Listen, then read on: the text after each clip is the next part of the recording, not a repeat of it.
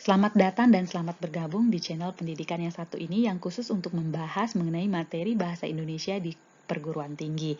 Jadi untuk Anda yang baru saja bergabung, jangan lupa untuk tekan tombol subscribe, kemudian aktifkan loncengnya, like, dan bagikan ke seluruh akun sosial media yang Anda miliki.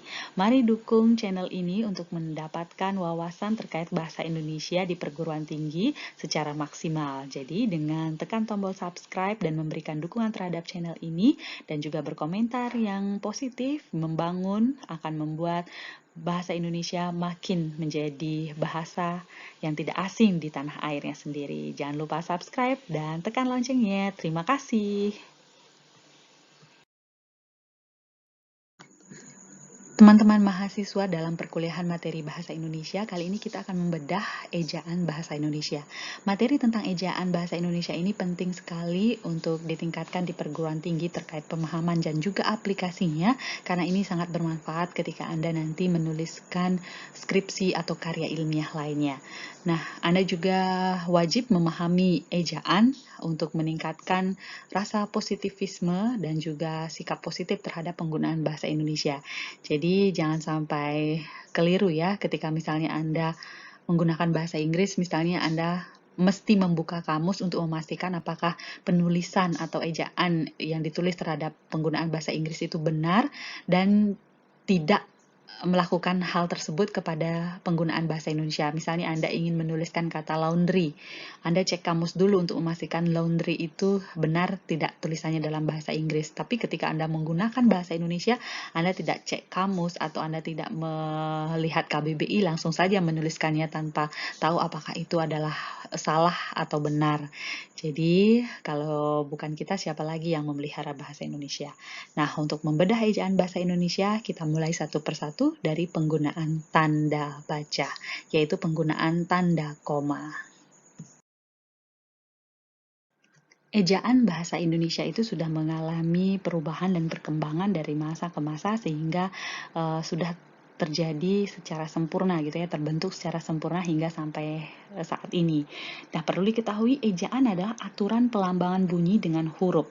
Ejaan yang ideal adalah ejaan yang mampu digunakan untuk melambangkan satu bunyi, satu huruf. Nah, coba kita renungkan bersama apakah ejaan bahasa Indonesia sudah sempurna, bisa dikatakan sebagai sempurna?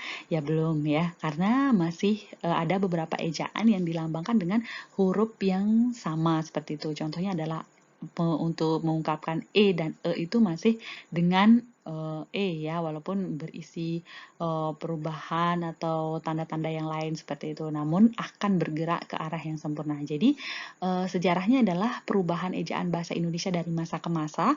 Yang pertama kita tahu bahwa pada tahun 1901 itu pada masa penjajahan ya, ada ejaan Van Ophuijsen. Nah, ini cirinya adalah cahaya, de Jakarta, bicara, dolu, pantai, harimau, boykot, survei, seperti itu ya. Nah, kemudian setelah Van Ophuijsen beralih dan disempurnakan kembali menjadi ejaan Suwandi ya pada tahun 1947. Nah, dari Cahaja itu ya masih yang berubah di sini adalah dulu ya, penulisan dulu, yaitu OE itu berubah menjadi U seperti itu, dulu. Dolo menjadi dulu seperti itu. Kemudian pembaharuan pada tahun 1957 itu ada perubahan lagi, pantai itu ditulis dengan Y ya, I-nya itu diganti dengan Y. Kemudian Melindo ya, pada tahun 1959 itu terjadi penyempurnaan atau mungkin terjadi perubahan lagi, kemudian di huruf U ya, U itu diganti dengan W. Kemudian ada ejaan baru tahun 1966. Masih ya, bahwa I itu ditulis dengan Y, pada kata harimau ditulis W seperti itu. Nah, baru kemudian ejaan yang disempurnakan atau kita kenal dengan EYD 1972. Kemudian itu bukan ejaan yang sempurna, artinya bukan berlaku sampai hari ini, tapi hari ini sudah berubah kembali menjadi Pedoman Umum Ejaan Bahasa Indonesia PUBI yang disempurnakan pada tahun 2015 dan masih berlaku sampai hari ini. Nah, di sini sudah seperti kita ketahui bahwa cahaya itu sudah ditulis dengan cahaya. Jakarta tidak menggunakan DJ lagi, kemudian bicara dulu tidak ada lagi OE, kemudian pantai tidak lagi ditulis dengan Y, seperti itu ya. Jadi ini sudah ejaan yang masih berlaku dari tahun 2015 sampai sekarang ya. Pedoman Umum Ejaan Bahasa Indonesia, PUBI. Jadi jangan salah kaprah, banyak orang yang menyatakan bahwa sekarang itu masih berlaku ejaan yang disempurnakan, tidak, tetapi sudah beralih ke Pedoman Umum Ejaan Bahasa Indonesia atau PUBI. Banyak sekali teman-teman yang belum memahami bagaimana penulisan tanda koma yang tepat. Nah, di sini juga penulisan tanda koma itu banyak sekali variasinya berdasarkan pada acuan yang dituju. Yang pertama kita bahas adalah tanda koma. Tanda koma yang pertama dipakai di antara unsur-unsur dalam suatu pemerincian atau pembilangan. Nah, di sana ada contohnya ya.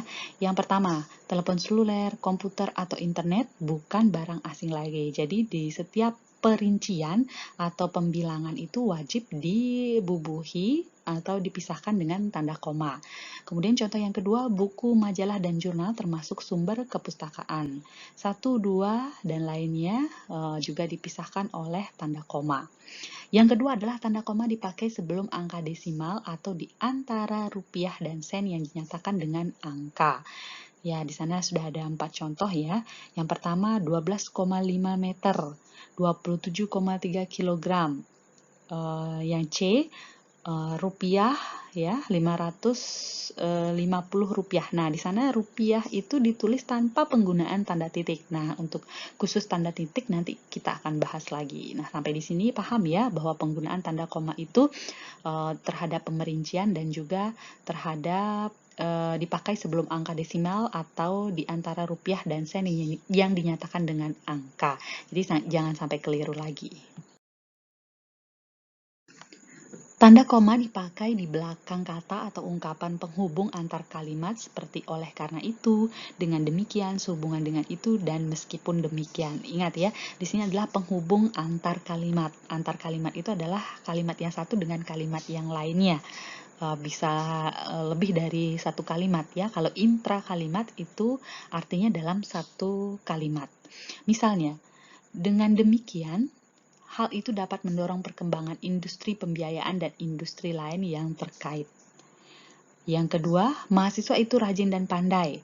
Oleh karena itu, dia memperoleh beasiswa belajar di luar negeri. Yang ketiga, orang tuanya kurang mampu. Meskipun demikian, anak-anaknya berhasil menjadi sarjana. Nah, banyak orang di contoh yang C ini biasanya menuliskan orang tuanya kurang mampu, koma. Meskipun demikian, anak-anaknya berhasil menjadi sarjana. Nah, di sana kurang tepat. Yang tepat adalah seperti yang tertera di opsi C, yaitu orang tuanya kurang mampu. Titik ya, meskipun demikian, anak-anaknya berhasil menjadi sarjana. Nah, kembali ke contoh yang ke D, sehubungan dengan itu, dia mengatakan Indonesia merupakan negara yang berpotensi besar menjadi pemimpin mode di kawasan Asia.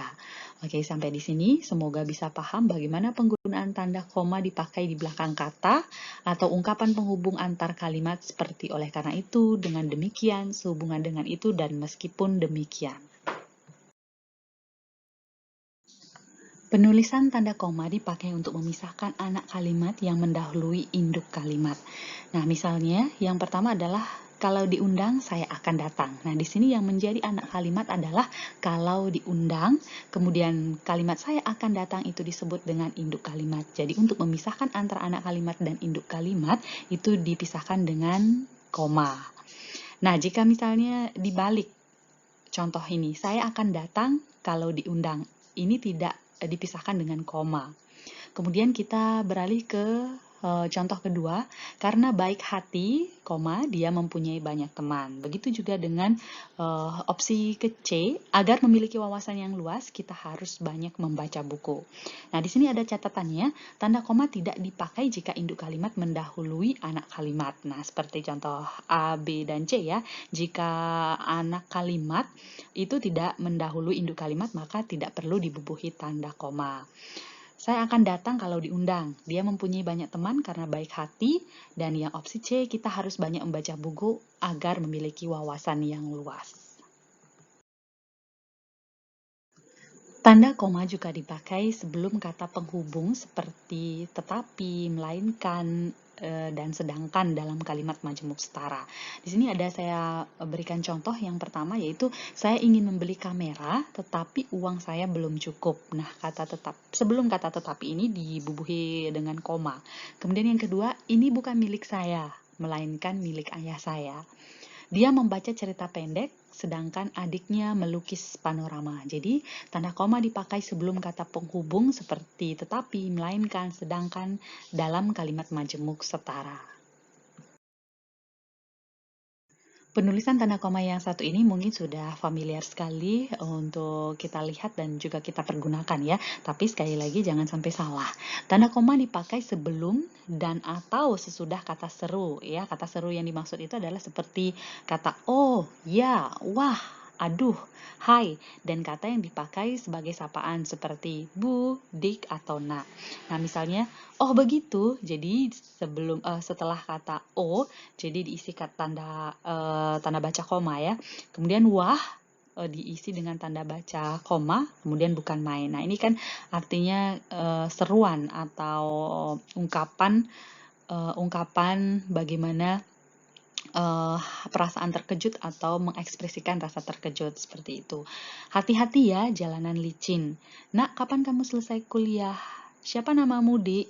Dia baik sekali, Bu. Nah, itu sapaan-sapaan yang harus dibubuhi dengan tanda koma sebelumnya.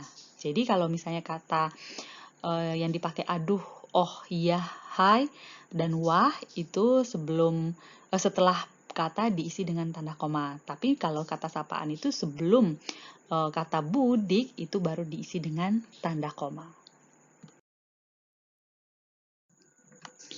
Tanda koma dipakai untuk memisahkan petikan langsung dari bagian lain dalam kalimat. Nah, ini penting sekali misalnya ketika nanti Anda mengutip atau nanti menggunakan kalimat langsung dan tidak langsung dalam penulisan. Kata nenek saya, kita harus berbagi dalam hidup ini. Nah, itu kalimat langsung yang diucapkan nenek, jadi harus dibubuhi tanda koma sebelum petikan secara langsung seperti itu.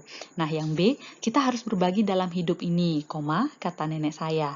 Koma lagi, karena manusia adalah makhluk sosial. Dengan catatan, tanda koma tidak dipakai untuk memisahkan petikan langsung yang berupa kalimat tanya, kalimat perintah, atau kalimat seru dari bagian lain yang mengikutinya. Misalnya, di mana saudara tinggal? Jadi tidak diisi koma lagi ya, karena sudah diakhiri seperti itu ya, dengan tanda tanya. Tanya Pak Lurah.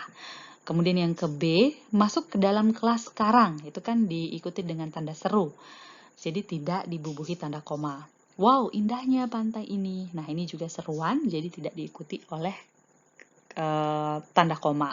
Jadi catatannya, tanda koma tidak dipakai untuk memisahkan petikan langsung yang berupa kalimat tanya, kalimat perintah, atau kalimat seru dari bagian lain yang mengikutinya. Jadi tanda koma itu hanya dipakai untuk memisahkan petikan langsung dari bagian lain dalam sebuah kalimat. Tanda koma dipakai untuk mengapit keterangan tambahan atau keterangan aposisi. Nah, ini bisa kita lihat di contoh-contoh yang sudah tersaji di Selindia ya. Yang pertama adalah di daerah kami, misalnya, masih banyak bahan tambang yang belum diolah. Kemudian yang ke B, semua siswa, baik laki-laki maupun perempuan, harus mengikuti latihan paduan suara. Soekarno, Presiden pertama RI, merupakan salah seorang pendiri gerakan non-blok. Pejabat yang bertanggung jawab sebagaimana dimaksud pada ayat 3 wajib menindaklanjuti laporan dalam waktu paling lama 7 hari. Nah, di sini kan ada keterangan tambahan. Misalnya, yang A, di daerah kami misalnya masih banyak. Nah, itu merupakan keterangan tambahan. Kemudian yang B, semua siswa, baik laki-laki maupun perempuan. Kalimat baik laki-laki maupun perempuan itu merupakan keterangan tambahan atau keterangan aposisi menjelaskan semua siswa yang mana, semua siswa yang bagaimana, seperti itu. Nah, yang kalimat C, itu Soekarno, ditambahkan keterangan tambahannya atau keterangan aposisinya sebagai Presiden pertama RI. Begitupun seterusnya ya. Nah, di sini ada catatan, bandingkan dengan keterangan pewatas yang pemakainya tidak diapit tanda koma. Misalnya, siswa yang lulus dengan nilai tinggi akan diterima di perguruan tinggi itu tanpa melalui tes. Nah, di sini ketika tidak dipisahkan dengan tanda koma, maka kalimat ini menjadi ambigu. Tanda koma dapat dipakai di belakang keterangan yang terdapat pada awal kalimat untuk menghindari salah baca atau salah pengertian. Nah, ini penting sekali untuk menghindarkan diri dari salah tafsir seperti itu ya, baik dalam pemahaman maupun dalam penyampaian. Misalnya, yang A, dalam pengembangan bahasa kita dapat memanfaatkan bahasa daerah. Kemudian yang B, atas perhatian saudara kami ucapkan terima kasih. Nah, di sini menyinggung sedikit tentang kalimat efektif. Yang tepat adalah atas perhatian saudara kami ucapkan terima kasih, bukan atas perhatiannya. Jadi atas perhatian saudara atau atas perhatian bapak atau atas perhatian ibu seperti itu. Jadi jelas yang dituju. Kalau nya itu kan tidak jelas siapa, kecuali ada kalimat yang mendahuluinya seperti itu. Nah, bandingkan ketika tidak dibubuhi dengan tanda koma di belakang keterangan yang terdapat pada awal kalimat. Misalnya, dalam pengembangan bahasa kita dapat memanfaatkan bahasa daerah atau atas perhatian saudara kami ucapkan terima kasih. Jadi tidak jelas fokus pembicaraannya atau tidak terfokus apa yang disampaikan dan ini bisa menimbulkan salah pengertian atau salah persepsi. Penulisan tanda koma dalam gelar itu sering sekali salah dituliskan. Jadi tanda koma dipakai di antara nama orang dan gelar akademik yang mengikutinya untuk membedakannya dari singkatan nama diri, keluarga, atau marga. Di sini sudah jelas contohnya ya. B. Ratulangi, S titik E titik. Ini artinya sarjana ekonomi seperti itu. Penyingkatannya atau pemberian gelarnya adalah nama diikuti koma S titik E titik. Ya, ingat dibubuhi tanda titik di belakangnya. Kemudian juga Nyonya Khadijah, MA seperti itu. Bang Irawan, M titik hum. Siti Aminah, S titik H titik koma. Nah, kalau ini ada dua gelar, wajib setelah tanda titik untuk gelar yang pertama dipisahkan lagi dengan tanda koma, baru menuliskan gelar yang kedua. Misalnya Siti Aminah S titik H titik koma M titik H titik. Nah, setelah Anda mempelajari tentang tanda koma ya, penulisan tanda koma, ini ada tugas mandiri untuk Anda yang wajib Anda kerjakan, yaitu perbaikilah kalimat berikut dengan membubuhkan tanda koma yang tepat. Nah, jadi saya minta perbaiki menjadi 3 kalimat yang benar dengan makna yang tepat ya. Jadi maknanya itu ada 3 berdasarkan peletakan tanda koma. Ya, kalimatnya adalah, menurut kabar burung Pak Andi sakit. Jadi dibuat versi terbaiknya atau versi yang benar berdasarkan pembubuhan tanda koma itu menjadi 3 kalimat yang benar ya. Jadi Anda bisa cantumkan nama dan NIM Anda di kolom komentar serta jawabannya yang benar. Jadi makin cepat makin baik ya. Jadi jangan copy paste jawaban yang sudah ada seperti itu ya. Jawaban teman yang sudah dahuluan mengomentari langsung di copy. Jadi jangan ya. Jadi siapa cepat dia dapat ya. Oke, selamat mengerjakan tugas mandiri dan semoga pemahaman terkait penulisan tanda koma ini bisa dipahami semaksimal mungkin.